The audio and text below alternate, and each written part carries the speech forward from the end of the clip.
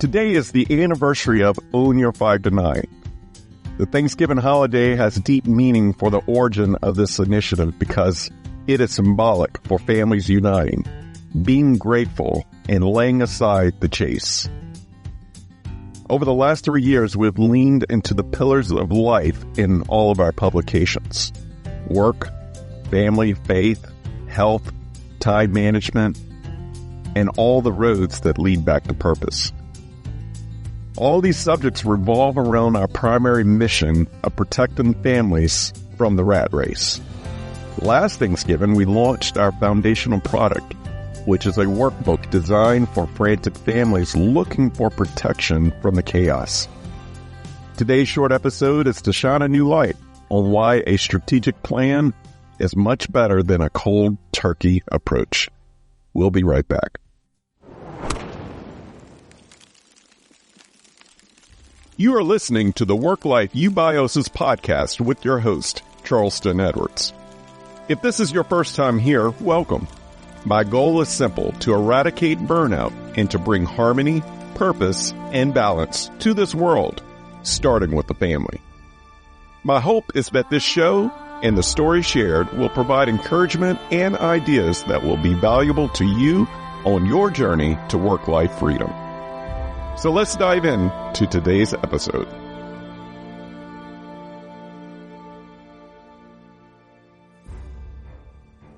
In the spirit of leftover cold turkey being consumed across the country this weekend, I would like to warn you of a different type of cold turkey. Cold turkey is a mindset of quitting and starting habits abruptly. In fact, most of us who overindulged yesterday are already thinking about cold turkey today. January 1st is the most popular landmark for a cold turkey mindset, as it's an attractive starting line for chasing good health and lost dreams. There is no better day to measure humanity's good intentions than January 1st. Unfortunately, going cold turkey rarely works without a plan, schedule, discipline, accountability, and community. 93% of our population will fail miserably on cold turkey plans halfway through January. So why even make new goals and chase ambitions? Why not go cold turkey if we already know that we're going to fall short? The fact is, we all fall short. No one is perfect. However, we can get back up again and again. Fortunately, the goal is progress, not perfection. With progress, we grow in wisdom. We are to grow and never stop attempting to learn from our life lessons, both through triumphs and through our trials. But to really make progress, a plan based on strategy is necessary. Unfortunately, there are very few tools out there to help families work together on goals. So many families just go with the flow and only use calendars to remain on the same page of a chaotic schedule.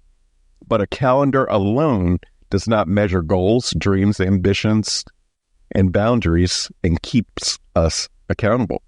It's why the Who's Home workbook was created, because something more was needed to protect our family from the chaos.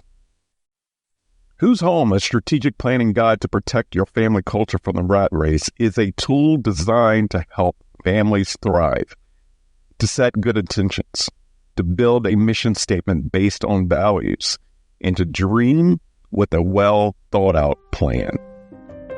Who's Home is an evergreen tool, but it works really well to start the new year on the right foot. So don't wait until January 1st to go cold turkey. In fact, skip the cold turkey and start prepping today and build strategies that will work for your 2025 goals. To get your copy, visit ownyour5to9.com.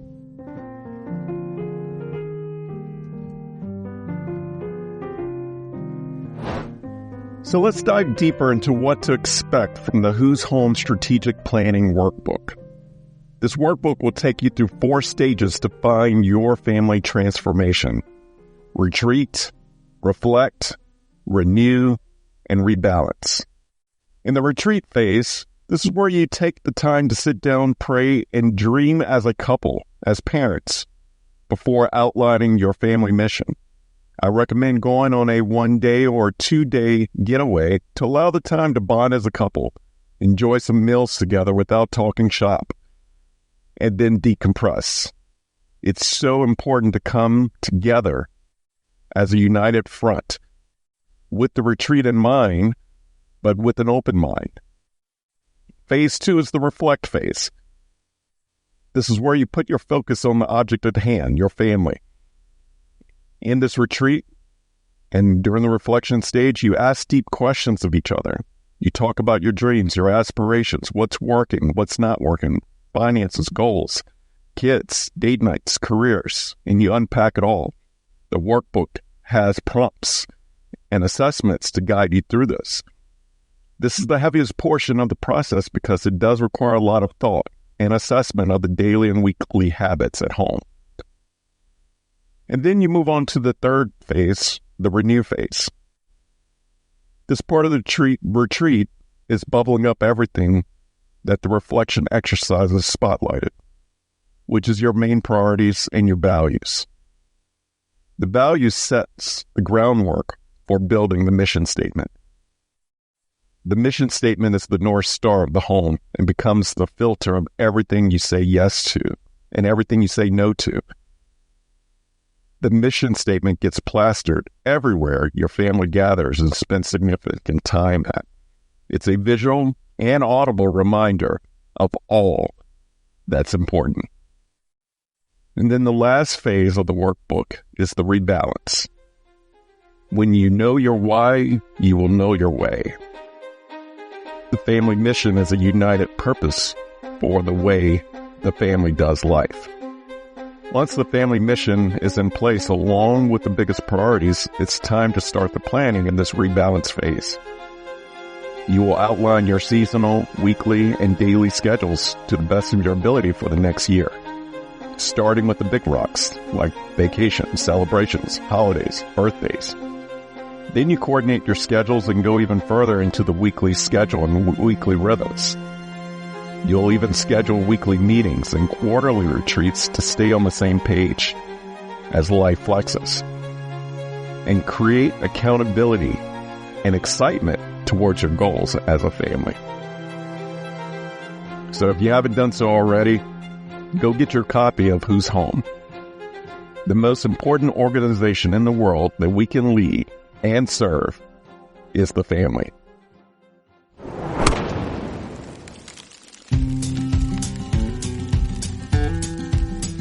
Thank you for listening to the Work-Life Eubiosis podcast, part of the work-life resources created by Own Your 5 to 9. I hope that you have found encouragement and a few ideas to strengthen your journey to purpose, freedom, and balance.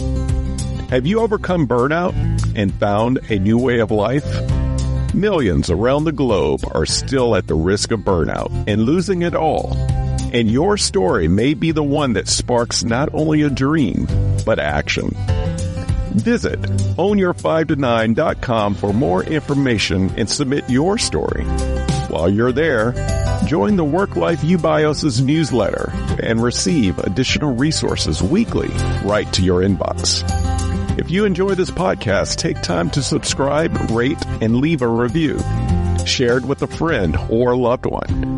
Remember, the most important organization in the world is the family.